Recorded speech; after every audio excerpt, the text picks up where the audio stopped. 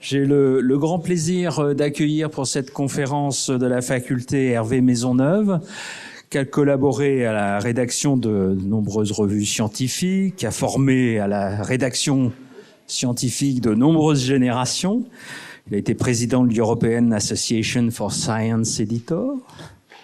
Et surtout, il anime un blog dont je suis un fidèle lecteur depuis longtemps, qui me semble particulièrement intéressant, qui est d'ailleurs noté, j'ai vu dans la diapositive. Donc n'hésitez pas à y aller.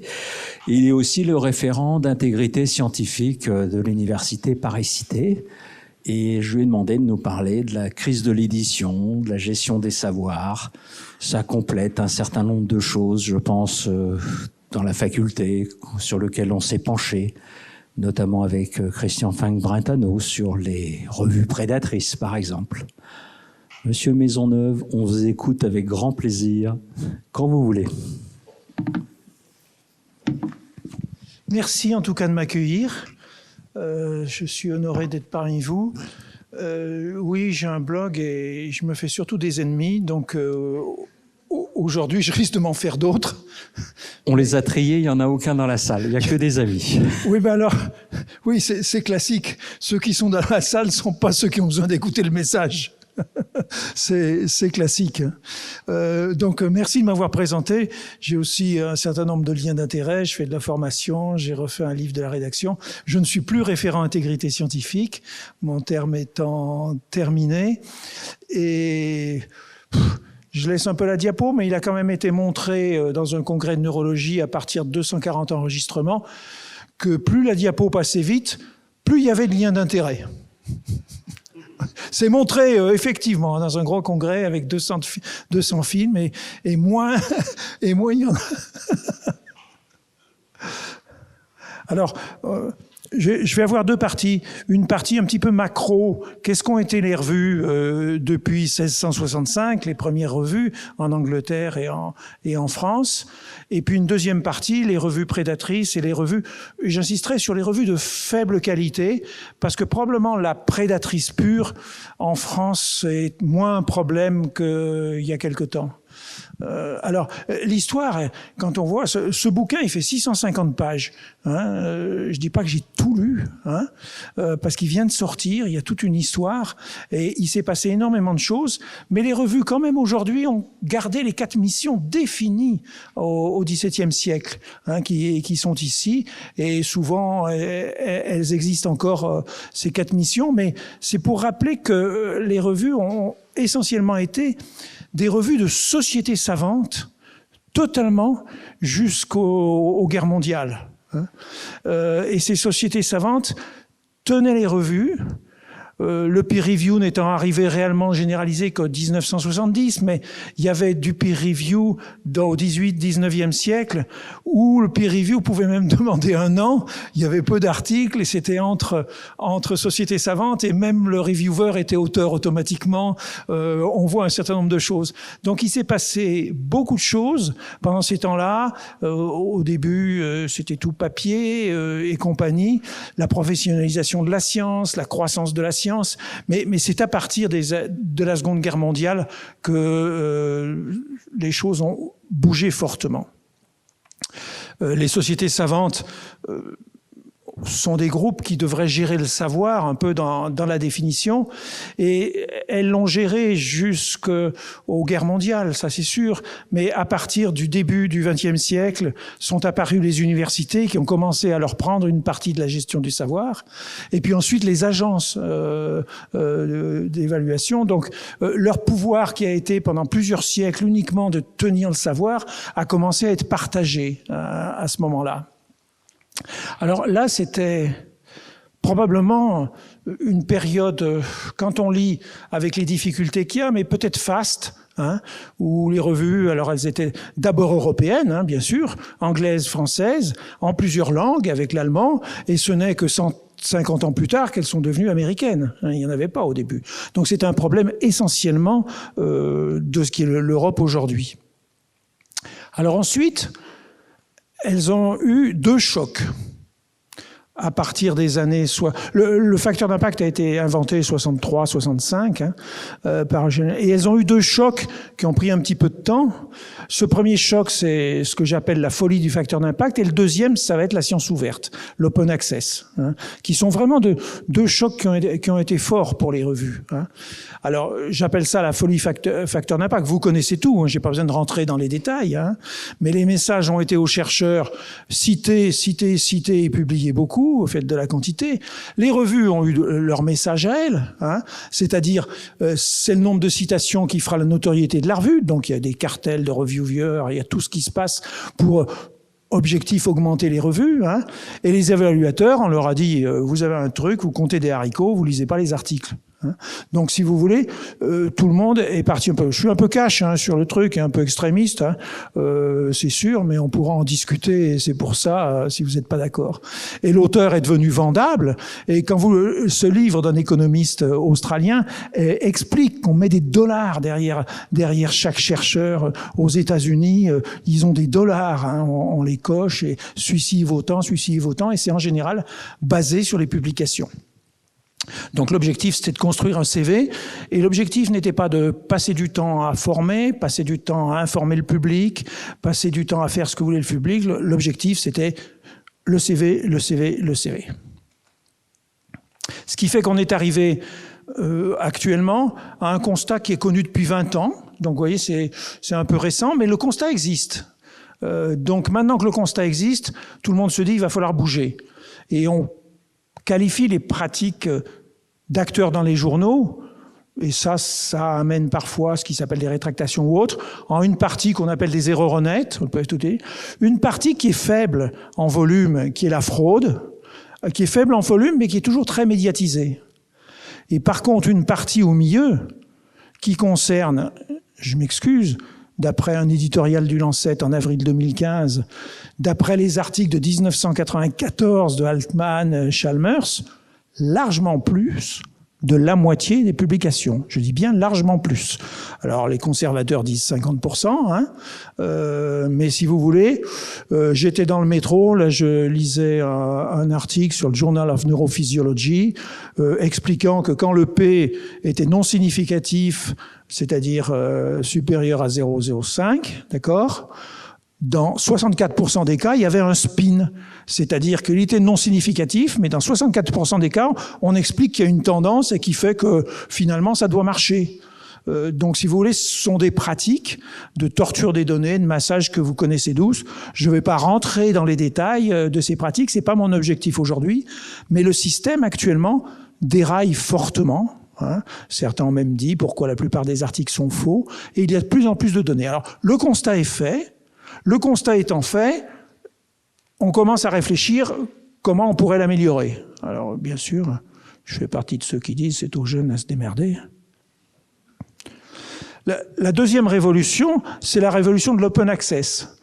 Alors, qui est arrivée et qui a brusqué ces revues qui avaient 300 ans d'âge, qui avaient vécu sous forme papier.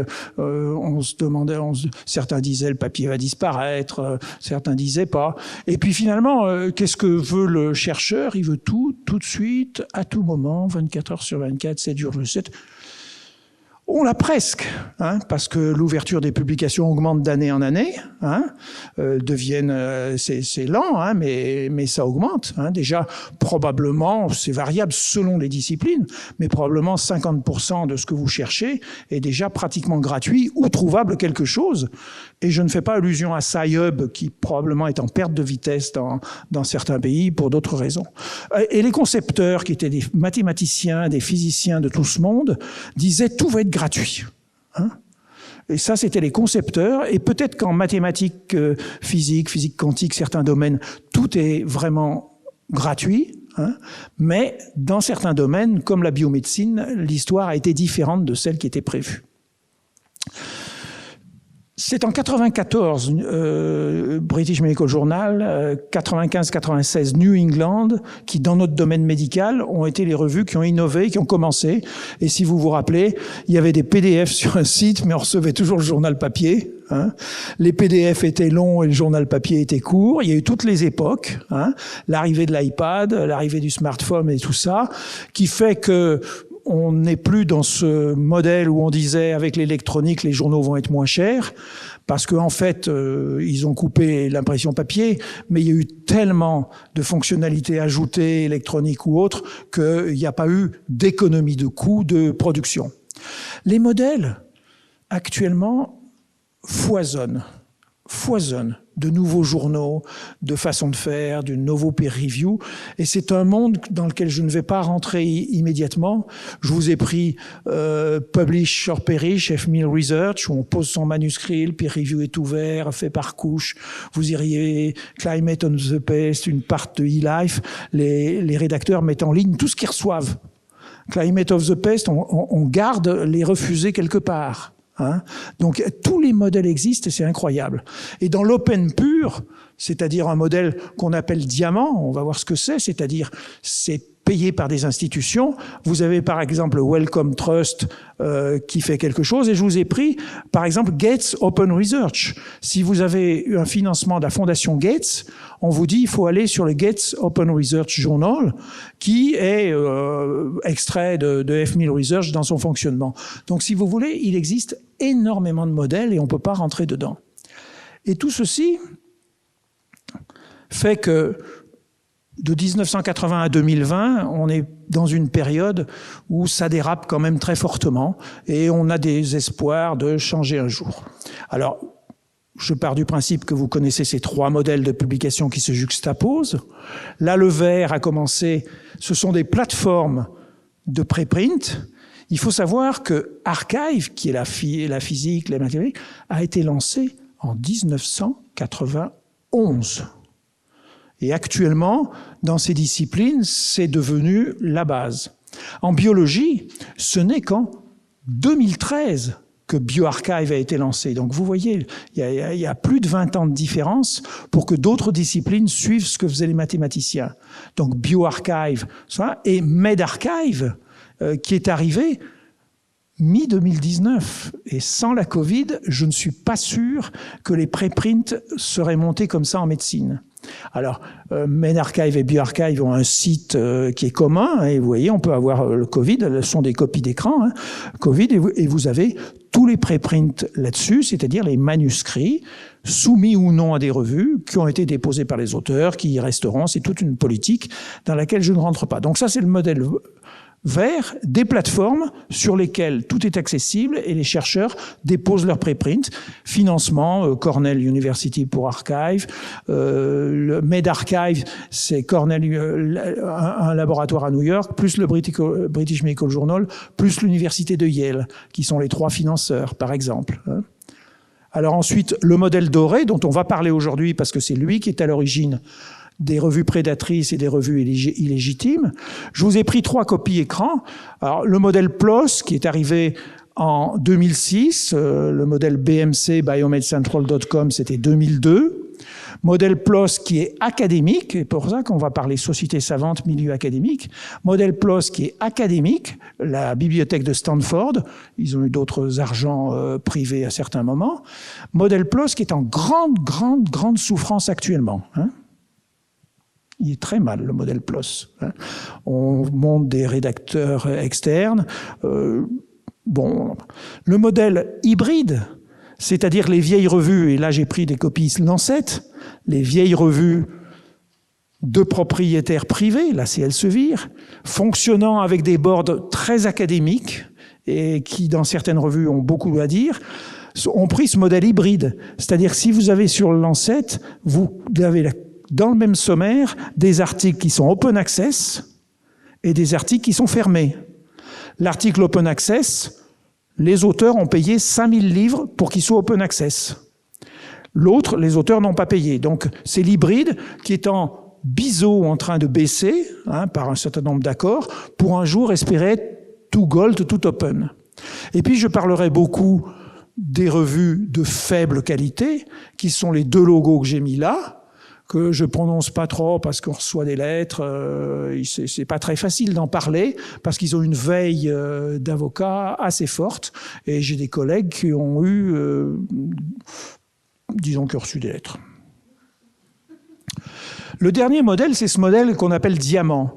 Là, je vous ai mis Welcome Open Research. Je vous ai mis Opus, qui est ce que tente Paris Cité. Hein. Je vous ai mis Gates Open. Et je vous ai mis en bas SHS versus STM, sciences sociales versus biomédecine, technologie. Ce modèle est très très développé en sciences sociales, où les modèles de revue sont pas les mêmes. Il y a beaucoup plus de langues locales. Et je sais pas si vous connaissez Cairn en France, un certain nombre de choses qui sont tout à fait financées par des institutions. Hein. Alors là, Wellcome Trust a son propre journal, où quand il donne de l'argent, il dit il faut aller là. Gates Open. L'université Paris City tente quelque chose. Je suis encore allé voir hier. Maintenant, toute la technologie open, gracieuse par des modèles canadiens, fait qu'on peut faire son propre journal. Mais moi, je suis encore un peu réservé sur ce modèle-là. J'y crois beaucoup. Mais qu'une université se mette à faire un journal, c'est complexe. D'abord par tous les métiers du journal. Et puis deuxièmement, je me dis, si ça marche bien, dans 5 ans, quand Paris Cité s'apercevra qu'elle fait le boulot de Harvard, de Stanford, qui viennent mettre des articles chez eux, ils seront très contents. Mais quand ils paieront pour ça, ils peuvent se poser des questions un jour, hein, parce que ça va coûter cher, hein, le jour où ça va marcher. Alors je ne sais pas, je suis très... Alors en janvier 2011... Pour vous dire, ce qui est en haut, c'est le rapport de l'Académie des sciences en France, qui disait « n'utilisez plus le facteur d'impact », janvier 2011. Dora en bas, c'est décembre 2012, « n'utilisez plus le facteur d'impact », signé par la plupart des universités, en Europe, 500 universités, tout le monde est d'accord. Hein. Donc tout le monde est d'accord qu'il ne faut plus utiliser le facteur d'impact, ça, j'ai pas d'état d'âme. Mais peut-être que tout le monde attend que quelqu'un commence. Et il y a beaucoup de modèles qui se sont développés en disant qu'est-ce qu'on pourrait faire à la place du facteur d'impact. C'est complexe parce que la première solution, c'est dire il faut lire les articles. C'est pas populaire au sein des jurys, et je le comprends. Hein. Alors seule l'Australie a, pour moi, un peu bougé, parce qu'ils sont à la règle des 10. Hein. Et l'Australie dit un CV, c'est jamais plus de 10 articles de moins de 10 ans. Hein, c'est ça un CV. Alors, j'ai vu des gens qui m'ont dit que ça marchait, j'ai vu d'autres qui m'ont dit que ça marchait pas. Hein, on a échangé avec les Australiens, je vous ai passé aussi les emails là-dessus. Je sais pas encore bien si ça marche. Charlottesville, OSF, NOSEC, on fait aussi des top guidelines, Transparency, Openness, Promotion. Et maintenant, le mouvement, c'est de dire...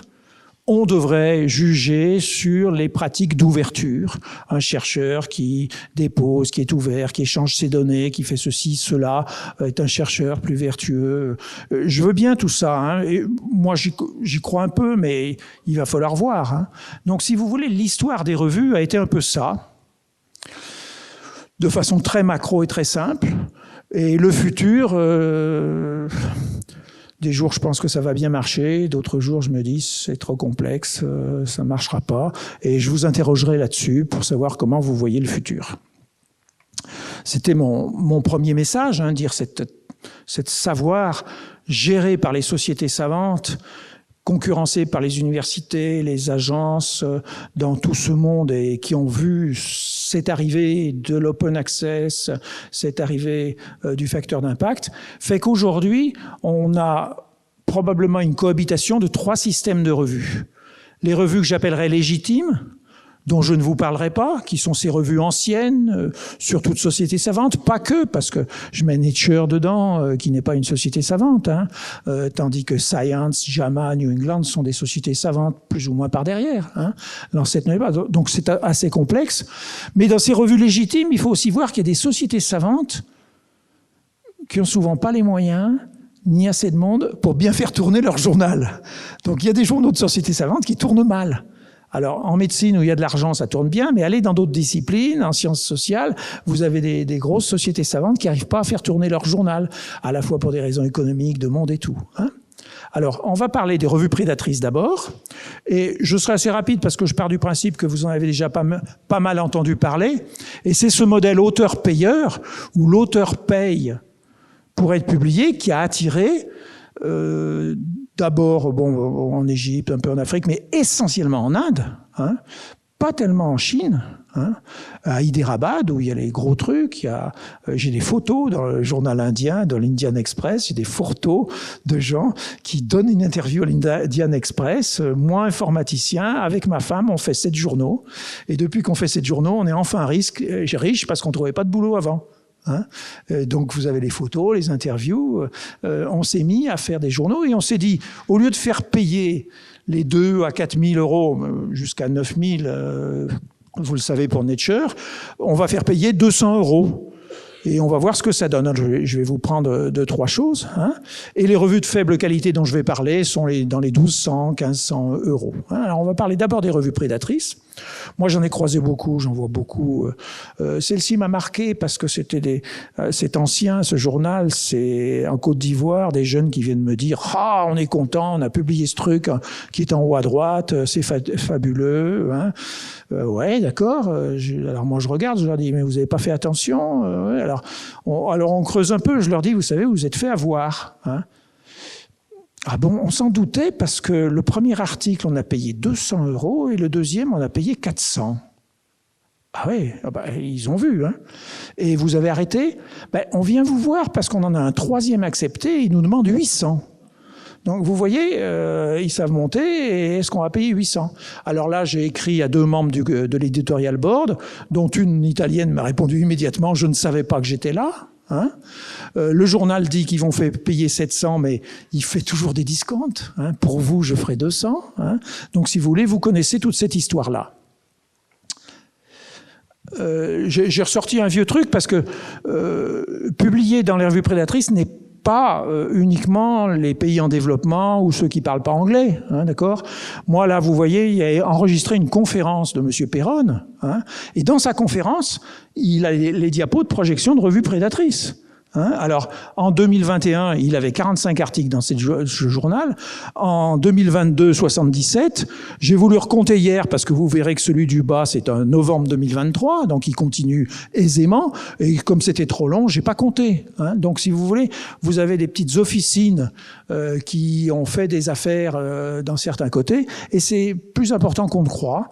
Et je vous montrerai sur certains autres. Pourquoi je vous parle de ce groupe de revues prédatrices ?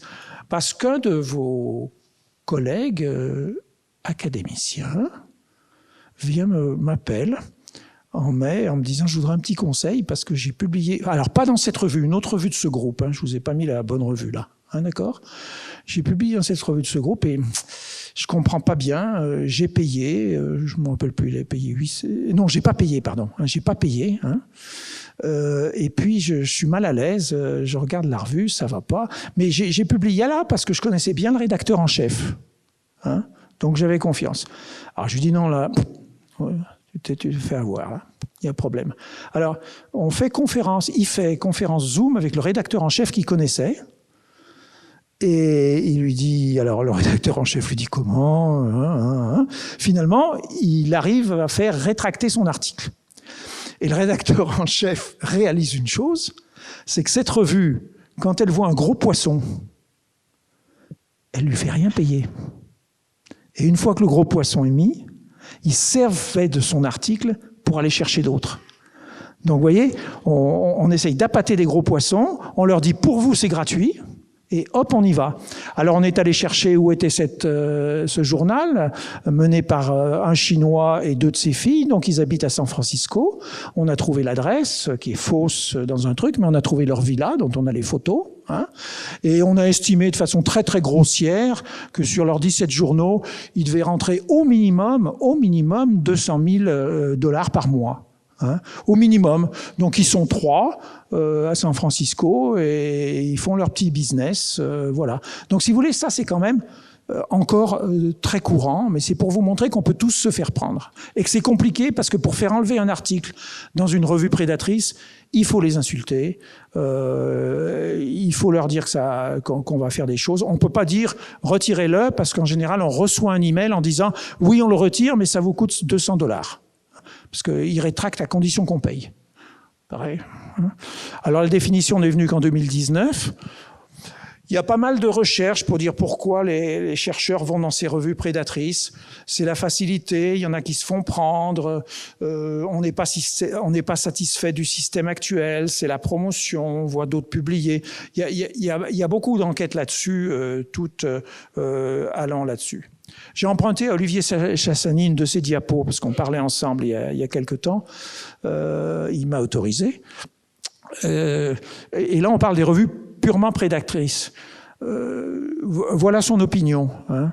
Et je le rejoins, hein. Donc, c'est un monde de désinformation. Il y a pas mal de publications qui sortent. Pendant la Covid, il y en a eu beaucoup, hein.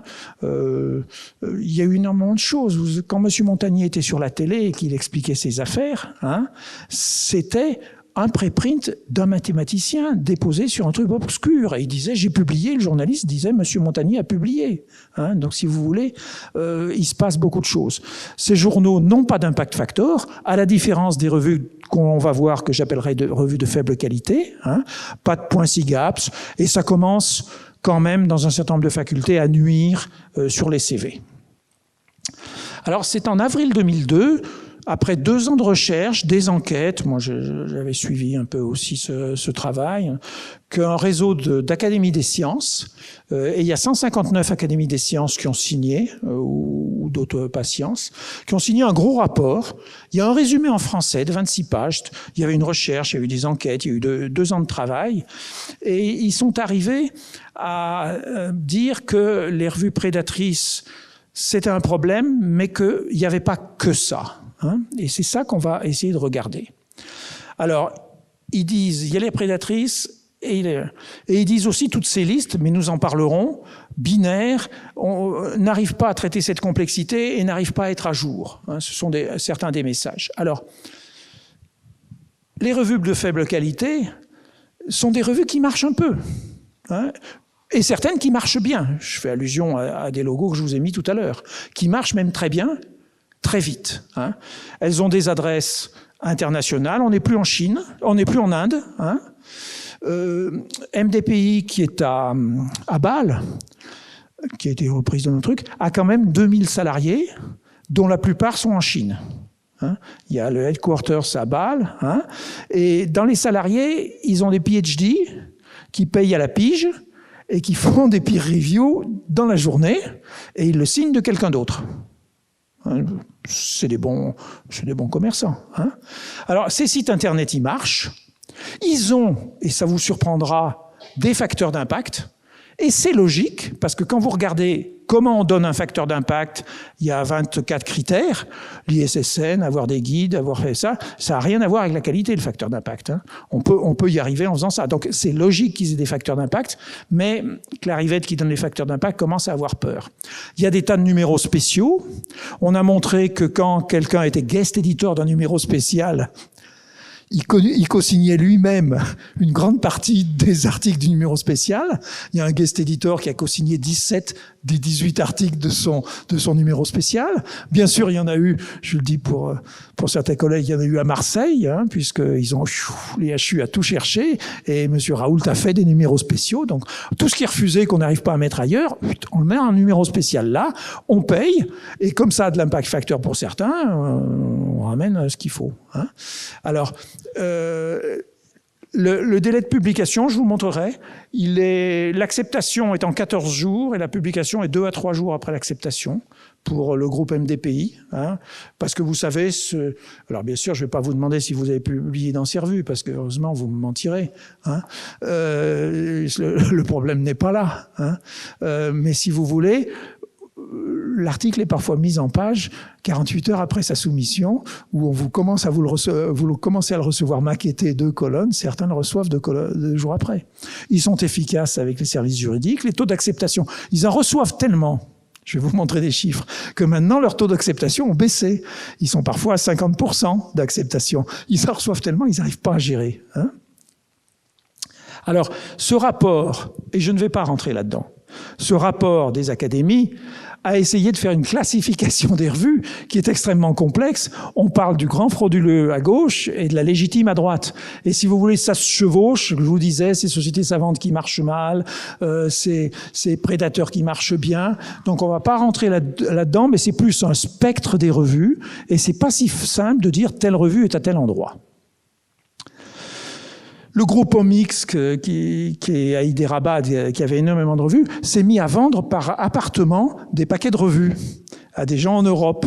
Et quand vous allez sur Hilaris, sur Langdom, ce sont des anciennes revues de Omix qu'ils ont revendues à des gens en Europe et qui les retoilettent, qui prennent editorial manager, qui les retoilettent et comme ça ils partent avec un background et refont. Je vous dis ça avec sécurité parce qu'avec des documentalistes, on a tracé les URL, on est allé chercher et tout. Hein.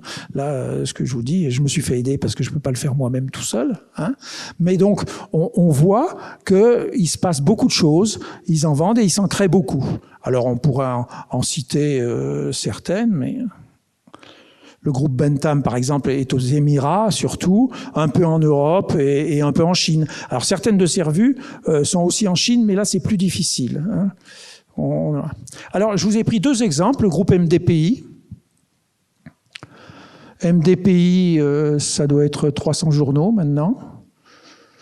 Donc vous voyez juste le chiffre d'affaires qui a été calculé. Là c'est assez estimé, hein, c'est assez bien fait par un Anglais. Hein.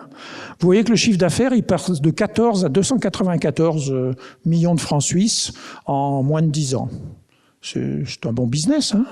Je pense que ce sont des bons pros. Hein. Et les taux d'acceptation baissent un peu, mais le chiffre d'affaires, vous avez vu, il augmente de moitié chaque année. Hein. Donc voilà ce qui a été calculé par un chercheur. Il est fiable, il travaille avec d'autres. Hein.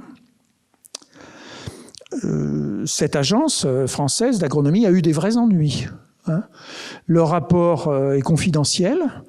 Ils l'ont jamais sorti.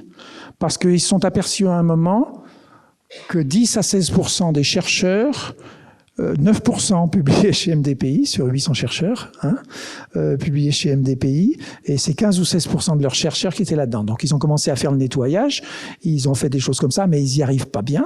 Hein, et ils ont fait un rapport interne dont finalement ils ont publié un résumé de 4 pages. On les a poussés à publier une petite chose. Hein. Alors eux, ils ont eu des ennuis avec MDPI. Hein. Ils ont reçu des avocats hein, uniquement pour ça. Hein. Donc ils essayent de le faire diminuer dans le CIRAD, mais c'est extrêmement difficile diminuer. Je vous ai pris 2 revues de MDPI. Alors une que certains doivent connaître puisque c'est un peu le modèle historique pour ceux qui ont connu OncoTarget ou des choses comme ça, c'est-à-dire la revue qui monte, qui monte, qui monte. Et puis un jour, vous voyez, là, il n'y a pas le rond impact factor, parce que leur impact factor a été enlevé en mars dernier. Alors, plusieurs choses. Cette revue, créée en 2004, a 61 000 articles. En 2004, en 20 ans, vous voyez, hein, le nombre d'articles. Hein. OK. À 19 000 articles cités au moins 10 fois. Calcule son H-index qui est à 201. Et alors, je vous ai pris des stats de cette revue, et vous avez les années. Alors, vous voyez que les années, elles montaient tout le temps, et puis le en haut, vert, c'est 2023. Alors, 2023, ils recevaient jusqu'à 1000 articles par mois. Hein. Là c'est le nombre d'articles par mois, reçus par mois. Et puis, à partir de février, ça tombe, parce que là, ils ont perdu leur facteur d'impact. Donc vous voyez, la perte du facteur d'impact fait que tout le monde est sorti de ce journal, et vous voyez que maintenant ils ont des soumissions de 200 par mois, alors qu'ils étaient à 1000, hein, et qui est en dessous de toutes les années différentes. Donc vous voyez le facteur d'impact qui attire les gens, hein, et certains d'entre nous ne vont plus dans cette revue puisqu'elle n'a plus de facteur. Elle était très... Oh, j'ai vu beaucoup de gens publier. Ouf. Nutrients, qui est dans le même groupe, dont un de nos confrères à Nancy est guest editor et président d'un CNU.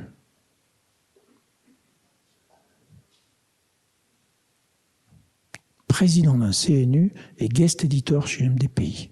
J'ai échangé avec lui, hein, il trouve que c'est bien, hein, parce que je l'ai dénoncé sur mon blog, mais j'informe les gens avant, hein, d'accord?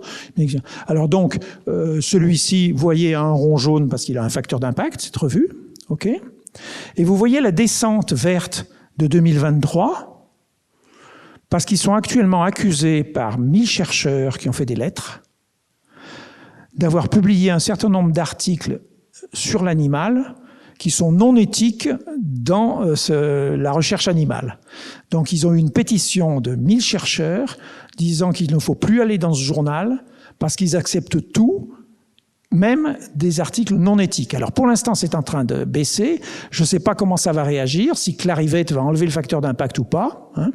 Et pour toutes ces revues, pour ces 300 revues de MDPI, hein, comme chez Frontiers, vous trouvez à gauche cette ligne bleue, c'est-à-dire le temps entre la soumission et la décision finale.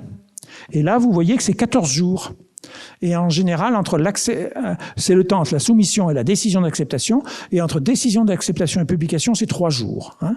Donc pour Mail 500, vous êtes sûr, c'est la moyenne. Donc toutes ces données existent. Hein. Elle a 27 000 articles depuis 2009. Alors je vous ai parlé de MDPI, je voudrais vous parler de Frontiers, qui est une stratégie différente de MDPI. Alors Frontiers, ça a une stratégie de défendre l'open access.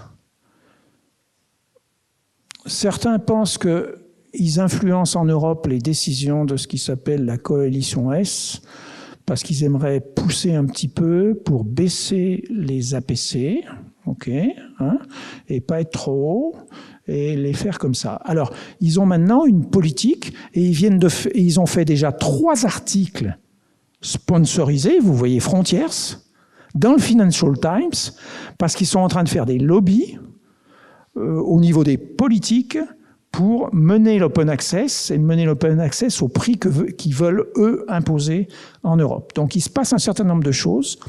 Et Frontiers, c'est une politique de société savante. Alors, ils viennent de signer, il y a 10 jours, avec la 2e université, là c'est Kansas University, ils font des deals avec des universités dont je n'ai pas le chiffre du deal, où tous les chercheurs qui publient son Frontiers ne payent, dans une revue Frontiers, hein, et ici c'est pour 223 journaux, hein, tous les chercheurs de l'université qui publient là ne payent rien. Le deal est fait avec l'université, et l'université paye une somme cash qu'on ne trouve pas pour l'instant. Hein. Et il n'y a pas de question de volume ou quoi que ce soit. Donc ils ont fait ça avec une université en Californie aussi, mais pas sur tous les journaux. Ils l'ont fait que sur 30 ou 40 journaux. Donc ils sont en train d'approcher les universités pour faire des deals pour aller là. Donc ça, c'est une partie de leur stratégie. L'autre stratégie, c'est qu'ils essayent d'attirer les sociétés savantes. Donc si vous allez sur leur site, ils ont un très très gros programme pour attirer les sociétés savantes. Alors un certain nombre de revues ont déjà attiré l'Indian Society of West Indian. Donc ils ont déjà attiré des petites revues. Mais par exemple, moi j'ai été frappé que la Société européenne des hernies a quitté Wiley pour aller chez Frontiers. Donc il commence à y avoir... Ils sont en train de draguer chez les gros les revues pour les amener chez eux. Et il y a des sociétés savantes qui commencent à franchir le pas. Alors, je terminerai sur 2 informations. Qui publie dans ces journaux? Alors, bien sûr, personne. Hein. Alors, il y a un site qui est allemand, qui est tenu par des gens berlins, qui a beaucoup de difficultés à travailler et dont les résultats ne sont pas exhaustifs, hein, mais par contre, on peut faire de la comparaison parce qu'ils partent à partir des universités, donc on ne sait pas qui dit... voilà. Donc en gros, je vous en ai sélectionné 3 ou 4. Voilà ce qu'ils disent à Marseille. MDPI 1, Frontiers 2, Springer 3, Elsevier 4. D'accord ? C'est 2021, c'est juste l'année 2021. Il y a beaucoup de filtres. Vous pouvez faire des filtres par année. J'ai fait le filtre 2021 parce qu'ils n'ont pas encore tout à jour. Alors attendez, j'ai fait Marseille, j'ai fait les Hospices civils de Lyon.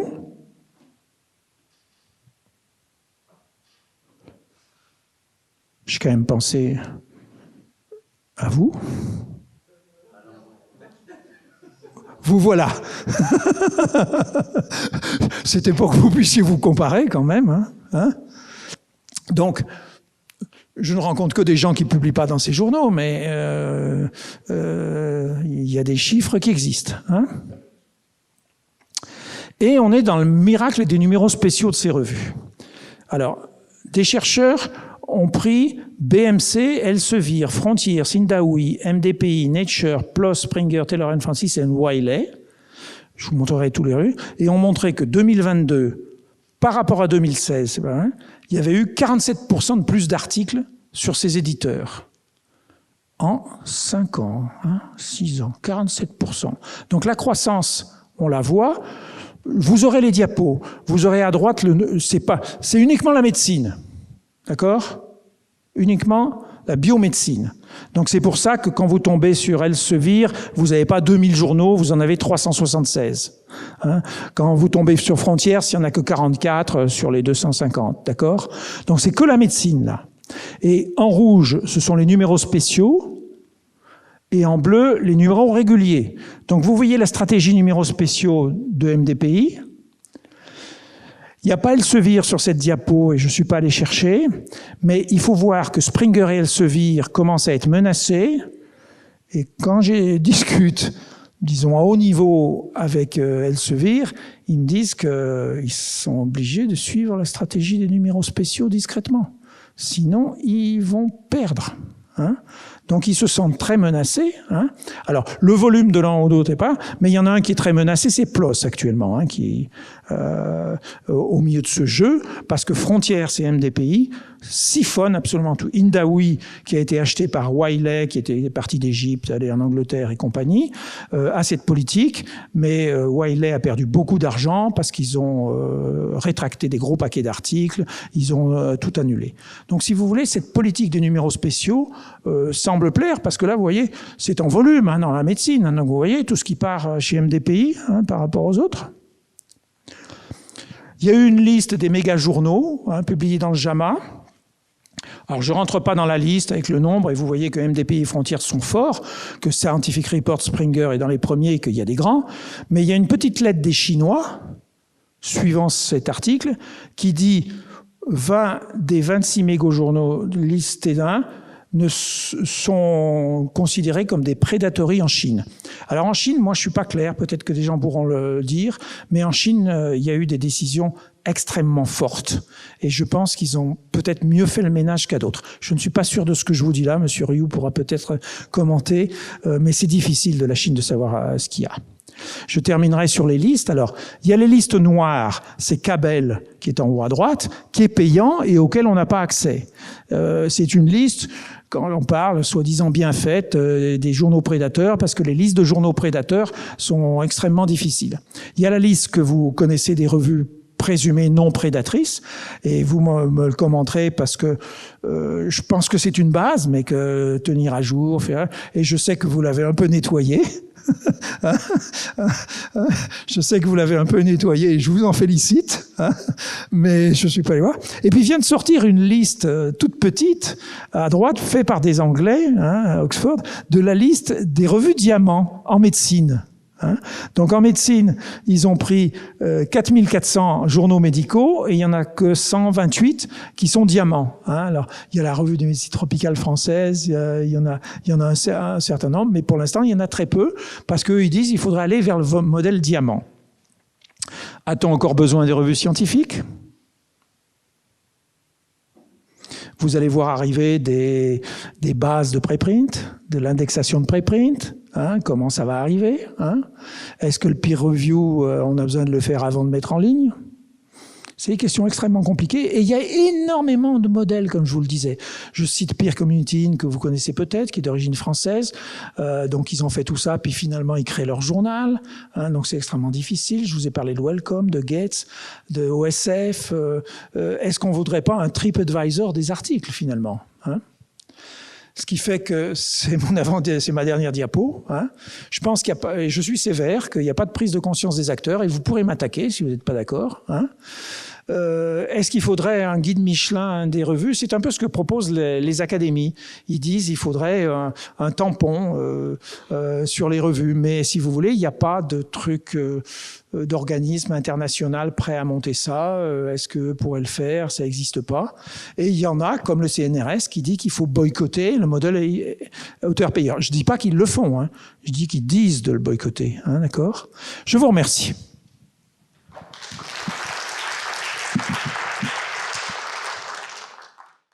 Qui veut prendre la parole? Vous vous présentez juste avant, puisqu'on enregistre. Même si c'est enregistré. Renaud Piarou, je vais commencer par un aveu.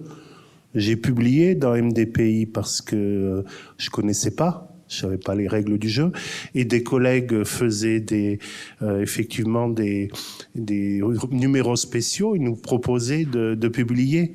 Donc, comme il n'y a pas énormément de revues dans notre discipline, c'est quelque chose qui arrive. Ça allait vite. Ça allait vite, et puis bien. Bon, après c'était reviewé. On a du mal à faire la différence, hein, quand même. Oui, attention, j'ai pas dit. Je suis pas en train de dire mauvais articles de ce côté et bons articles de ce côté. Hein. Il y a des mauvais et des bons sur tout le spectre, hein, si on va aux articles. Oui, hein. oui, si on va aux articles. Attention à ça, il faut pas croire que mon message était de dire tous les articles sont mauvais là. Hein. Voilà. Mais l'image que j'ai, c'est un troupeau de gazelles en Afrique et des lions autour. Alors on peut peut-être dire aux gazelles d'arrêter de se faire bouffer par les lions. Alors moi je peux, hein, encore que j'ai une limite. J'ai des étudiants ou des jeunes, et il faut qu'ils publient. Donc moi je m'en fous, je peux effectivement me passer de publier, diminuer, etc. Mais maintenant, il faut quand même un règlement. Il faut quelque chose qui fasse que quand les collègues de l'IHU de Marseille font 30, 40, 50 publications, je parle même pas du grand chef, hein, mais des autres. Puisque le grand chef signe université seul maintenant, il ne signe plus IHU. Oui, ça j'ai bien compris. Ça a changé, je suis content du changement. Mais comment on fait pour justement cette comparaison? Quelles règles du jeu? La question aussi à Bruno, hein, c'est comment on fait? Je vais laisser Bruno répondre. D'abord, je pense que le premier point, c'est l'information de tout ça, parce que je me souviens avoir appelé un collègue qui avait publié dans une revue prédatrice, et grosso modo, il savait pas ce que c'était le terme. Et c'était pas un collègue peu publiant, mais au contraire publiant, y compris dans des revues prestigieuses. Il y en a un autre, il était content de cette publication. Voilà, il n'avait aucune notion sur ce qu'était que l'éditeur posait problème et que la revue posait problème. Donc le premier point, c'est effectivement de faire de l'information, ce qu'on fait ce soir, ce que fait Hervé Maisonneuve sur son blog régulièrement. Le deuxième point, c'est les responsabilités aussi des CNU, des sociétés savantes, des universités sur les messages qu'elles envoient. Encore hier, j'ai reçu un chef de service qui me proposait pour un futur nomination d'un universitaire. Je regarde le CV, etc. Et puis je tombe sur quelques revues citées pas très légitimes. Je dis, va falloir qu'il arrête, quoi. Il n'y avait pas cette notion-là. Le fait de publier la liste blanche, entre guillemets, de revues recommandées. D'ailleurs, je conteste, on n'a pas nettoyé la liste. Il y avait une liste Sorbonne Université, et ensuite, il y a eu une liste validée par l'ensemble des doyens de France et du CNU Santé. Curieusement, elle est assez proche, mais il n'y a pas eu de nettoyage, entre guillemets. C'est deux listes différentes. Effectivement, il y a quelques différences sur certains éditeurs qui s'y retrouvent beaucoup, beaucoup moins, voire pas du tout. Mais cette liste-là, elle est aussi quelque chose sur le signal qu'on donne, et pour les plus jeunes, attention. Et d'ailleurs, dans les recommandations qu'on fait, sur la façon dont on va sélectionner les plus jeunes à Sorbonne Université, on leur dit, et attention, publiée dans une revue illégitime prédatrice ne vous sera pas comptabilisée en positif, voire même ça vous sera comptabilisé en négatif. Mais il faut éduquer déjà les seniors qui coachent ces plus jeunes sur le fait de ne pas aller vers ces revues. Donc il y a tout un processus à mettre en place, je pense. Oui, et puis quand vous avez un guest éditeur de MDPI qui est président d'un CNU... Alors, c'était assez drôle parce que quand on a discuté de la liste validée CNU et doyen de médecine, il s'est pas manifesté tout de suite. Probablement que... Bon, mais il s'est manifesté après en disant « Mais c'est scandaleux, ma revue qui est si bien, elle n'est pas dedans. » On a tenu le bon et elle n'est toujours pas dedans. Et quand je vois toutes les interrogations qui sont autour de cette revue, ça pose quand même problème. Je me souviens d'avoir une discussion avec un ancien éditeur d'une des revues de Frontiers, disant « Mais je m'en suis occupé pendant 5 ans, on était très rigoureux, je comprends pas que vous ne l'ayez pas mis dans la liste. » Et ma réponse a été « Mais la liste n'est pas exhaustive. Envoyez un mail disant pourquoi cette revue devrait être dedans, on n'a pas d'ostracisme, on va regarder, et puis si effectivement elle répond aux conditions, tout va bien. » Et comme c'est pas ma spécialité, je vais voir cette revue et d'emblée, je vois dans la publicité les guest editors, ils sont 1004. Cette revue a 1004 guest editors de numéros spéciaux. Comment peut-on contrôler 1000 personnes dans un comité de rédaction? C'est juste pas possible. Donc, moi, j'ai déjà la réponse. Pour Nutrients, j'ai pas dit, vous en avez 1200 dans le board, 480 dans le reviewer board, et dans le topical advisory, 480. Donc vous avez 2000 c'est pas sérieux. Experts. C'est pas sérieux. Rien que sur ça. Alors après, on peut aller voir les délais d'acceptation. Je me souviens d'une lettre dans le British Medical Journal remarquable d'un auteur qui s'adressait au rédacteur en chef. La lettre était sur un humour un peu anglais remarquable. Elle disait en quelque sorte cela: voilà, monsieur le rédacteur en chef, j'ai mis 1 an à concevoir mon étude, j'ai mis 1 an à la faire financer, il m'a fallu 2 ans pour randomiser les patients à obtenir, 1 an pour écrire le papier. Alors, s'il vous plaît, prenez votre temps pour évaluer mon manuscrit. Je suis pas pressé. Ça peut demander plusieurs semaines, voire plusieurs mois. Prenez votre temps. Cette lettre était très drôle, mais montre bien aussi qu'on est dans quelque chose qui est juste pas raisonnable d'avoir des acceptations. Certaines revues, c'est 24 ou 48 heures. Hein. Donc il y a un petit problème. Et d'ailleurs, certaines grandes revues se targuent dans un fast-track de donner une réponse très rapide, ce qui peut poser aussi quelques problèmes. C'est très difficile à discuter, hein, parce que j'ai vu chez des documentalistes, ils ont fait le profil de publication des membres de la CME d'un certain nombre de grands CHU, de plusieurs. Hein. Et le nombre de publications MDPI Frontiers parmi les membres des CME est très important. Donc les discussions sont complexes quand on tombe sur ces questions-là. Alors j'ai discuté avec l'ensemble du groupe qui s'occupe de la recherche à l'assistance publique et ils ont validé au niveau de la PHP le fait qu'ils ne rembourseraient pas les frais de processing d'articles pour des revues qui ne seraient pas dans la liste doyen CNU. Alors c'est pas complètement fermé. D'abord parce que cette liste n'étant pas exhaustive, on peut imaginer qu'un collègue publie dans une revue de mathématiques. Nous, on a dit on ne sait pas faire les mathématiques. Donc, si la revue n'est pas dans cette liste, ils peuvent argumenter et il y aura un petit groupe d'experts à la PHP qui dira si oui ou non, ils payent les frais de traitement de l'article de 1500, 2000, voire 4000 €. Mais ce ne sera automatique que pour des listes et des revues qui sont listées dans cette liste-là. Bah, on avance. Oui, allez-y. Alors, oui. Serge Usan, bon, j'ai été doyen très longtemps avant Bruno ici, j'ai été président de CNU pendant 18 ans, j'ai été éditeur-in-chief d'une revue dont j'ose pas vous dire le nom parce que j'ai un vrai doute, a posteriori. Félicitations. Comment? Félicitations. Oui. Non, mais c'était Fetal Diagnosis and Therapy chez Karger. Et donc, je pense que la question que tu posais pour les responsables d'équipe et les élèves, elle est quand même, elle est légitime. Et j'avais eu une discussion avec le conseiller du ministre de l'Enseignement supérieur, Yves Lévy, au moment où il était au ministère, et qui m'avait refusé 2 candidats au motif d'un impact factor insuffisant. Et donc, on avait eu une discussion assez vive. Je lui avais expliqué que c'était pas des disciplines où il y avait...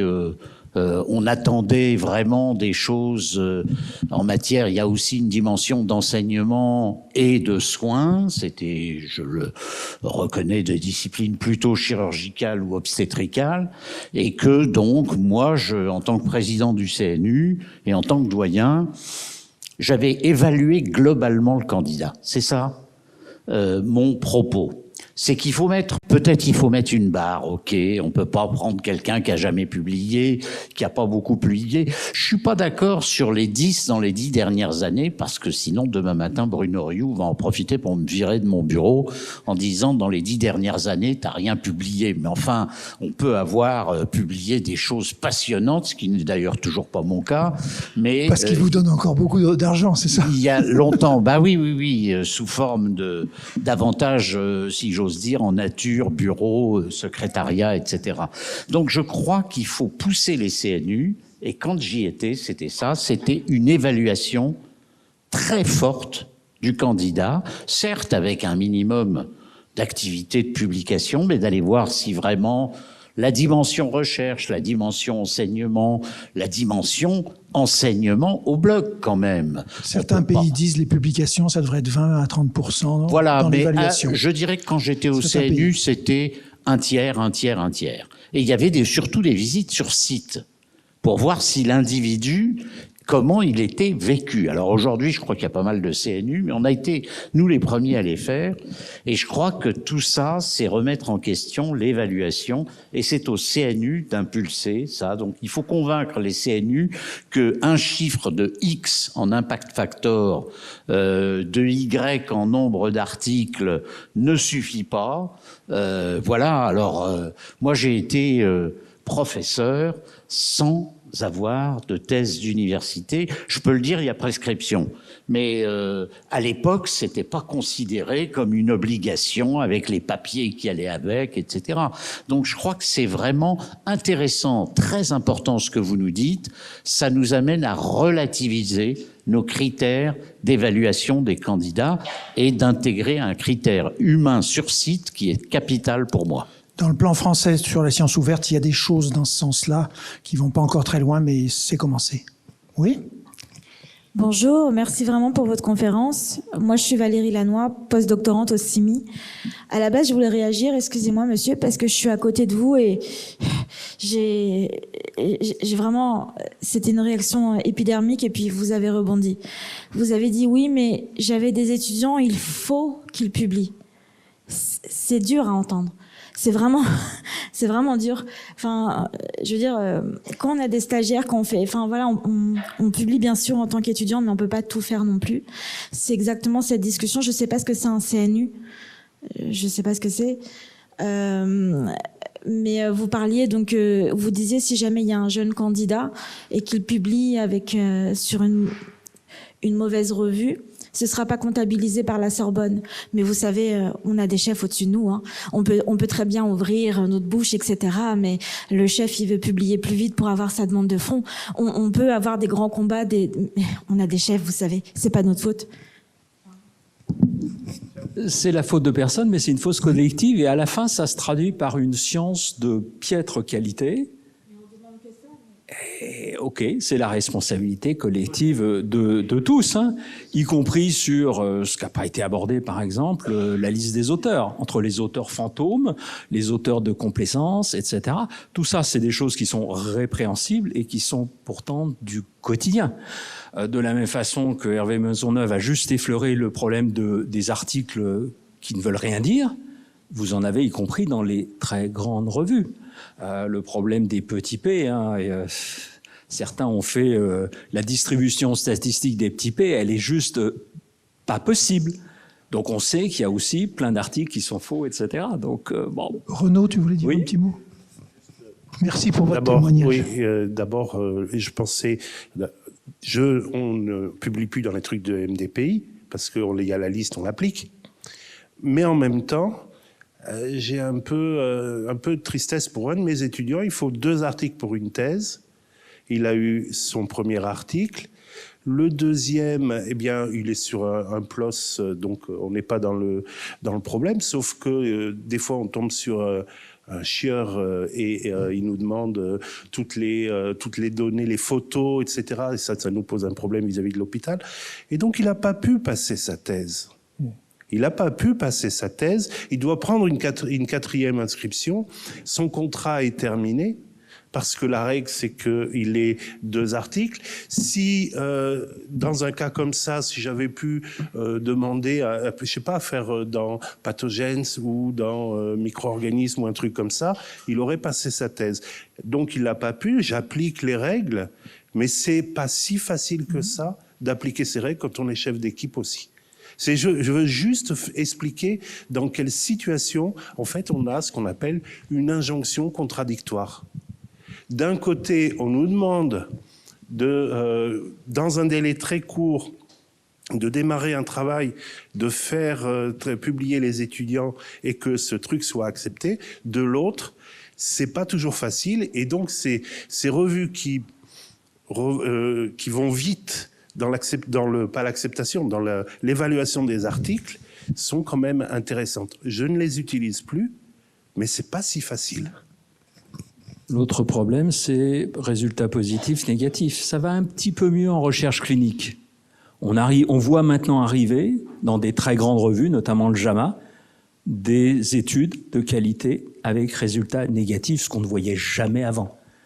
Vous avez beaucoup d'exemples en biologie de publications de résultats négatifs, qui sont pourtant importants. C'est une porte éventuellement qu'on a fermée. Très peu. Donc, il y a encore probablement sur toute la recherche biologique. Vous écoute, monsieur.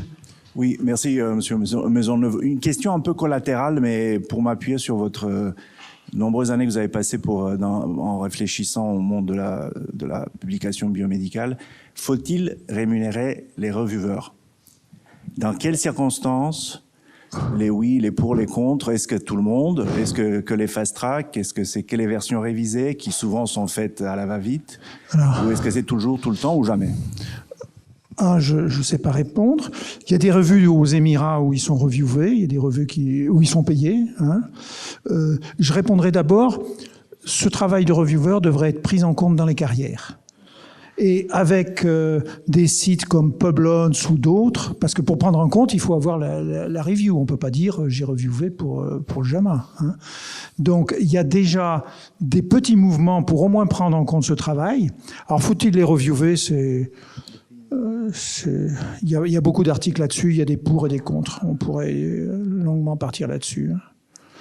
Mais parce que c'est plus de 2 milliards de dollars si on reviewait à 150 € immédiatement. Il y a des tas de calculs là-dessus. En tout cas, ça fait partie des lignes importantes sur un CV. J'ai reviewé sur telle et telle revue. Bon. Christian Formatano. Je pense qu'on est arrivé aujourd'hui à un stade où les indices quantitatifs sont tellement contestables qu'on va être obligé d'être intelligent, c'est-à-dire de travailler plus, d'utiliser des critères qualitatifs de plus en plus. Et pour répondre à ce que tu disais tout à l'heure, moi je suis très choqué qu'on bloque un thésard sous prétexte qu'il n'a pas ces 2 papiers. Les règles sont faites pour être transgressées et les jurys sont faits pour décider que face à une situation particulière, si le seul papier qu'il a fait est conceptuellement majeur, qu'il y a contribué d'une manière très significative, je ne vois pas au nom de quoi on refuserait une thèse. Et je prends comme exemple... On évolue dans ce sens quand même, mais ça va être long. Ça veut dire qu'on peut juger de la qualité d'un travail sans avoir forcément le compteur atteint selon la règle des 200 points, des 400 points. La médiocrité chérit la règle, disait Flaubert au 19e siècle. Ça n'a pas changé. C'est même aujourd'hui encore pire qu'avant. Donc je pense qu'il va falloir qu'on accepte l'idée que des critères sont multiples et il va falloir que les gens qui évaluent travaillent plus sur chaque dossier en examinant la substance qu'il y a derrière les différentes productions. Et ça va prendre du temps. Et donc je suis un peu inquiet sur la capacité qu'on va avoir de passer dans un nouveau modèle. Sur les indices bibliométriques, d'abord, ils ont été créés pour autre chose que d'évaluer les personnes. J'aurais une position un petit peu mixte, c'est-à-dire qu'on aura de toute façon besoin d'un SIGAPS ou d'un équivalent pour distribuer de l'argent pour l'évaluation de la recherche d'une institution, d'une équipe ou ce genre de choses. Après, c'est est-ce qu'on l'utilise pour évaluer un individu? Et là, ça n'a pas de sens. Ça s'est un peu amélioré entre l'impact factor et le SIGAPS. Parce que l'impact factor, quand vous êtes, je sais pas moi, un orthopédiste pédiatre, il n'y a pas de revue A+, il n'y a pas de revue A. Donc rien que ça introduit une inéquité entre disciplines qui était un peu compensée avec les SIGAPS. Mais les SIGAPS ont été totalement dévoyés. Vous publiez, grosso modo, aujourd'hui 12 papiers dans la presse médicale, même pas de papier, 12 lettres dans la presse médicale, gling, ça fait autant de SIGAPS qu'un papier dans Nature ou dans le New England Journal of Medicine. Il y a un problème de fond là-dessus. Bon, donc il y a, qu'est-ce qu'on utilise comme indicateur à peu près correct pour attribuer de l'argent à une institution? Ça, je comprends qu'il en faudra toujours. Et qu'est-ce qu'on utilise comme critère? Je vais prendre juste un exemple. Il y a 2 ans, on me propose pour un futur universitaire, un jeune, rappelez-vous le temps de Yves Lévy, les 200 points SIGAPS pour être MCU, 400 pour être PU. On me le propose comme MCU, il a 400 points SIGAPS. Oh, c'est bien. Puis je regarde l'ensemble des publications. À la fin, une fois que j'avais rayé les cas cliniques, les discussions oiseuses dans des revues un peu problématiques, il restait un papier, très grande revue de niveau A, signé en premier, et c'est tout. Donc le vrai SIGAPS recherche, c'était pas beaucoup. Et ce travail-là, d'éliminer ce qui est pas de la vraie recherche, un éditorial, ok, c'est bien, mais c'est pas de la recherche. Une lettre à l'éditeur, il y a des recordman comme ça de la lettre à l'éditeur qui font des lettres toutes les semaines pour dire cette étude elle est pas bien. Quand c'est pris, gling, c'est des points SIGAPS. Donc il y a une vraie difficulté et je pense qu'on est sur la nécessité d'outils effectivement qualitatifs. Alors c'est peut-être pas les 10 dernières années, mais en tout cas ce que font les Australiens est intéressant. Oui, bien d'accord. Je reviens sur le paiement des reviewers. Il y a des revues qui ont fait le modèle où l'auteur, quand il soumet, il a le choix soit de payer lui-même, soit de ne pas payer les reviewers. Donc, voilà. C'est pas vertueux. Dernière question. Alors, sur un sujet complètement différent, puisque je continue à sévir, et maintenant je sévis dans la certification des professionnels de santé. Et parmi les critères qu'on propose régulièrement pour évaluer la formation, il y a l'abonnement. Moi, ça me fait rire, l'abonnement à des revues médicales. Qu'est-ce que vous en pensez? Personnellement, pour l'instant, j'ai toujours résisté parce que je vois pas en quoi payer un abonnement devrait donner des points de formation continue.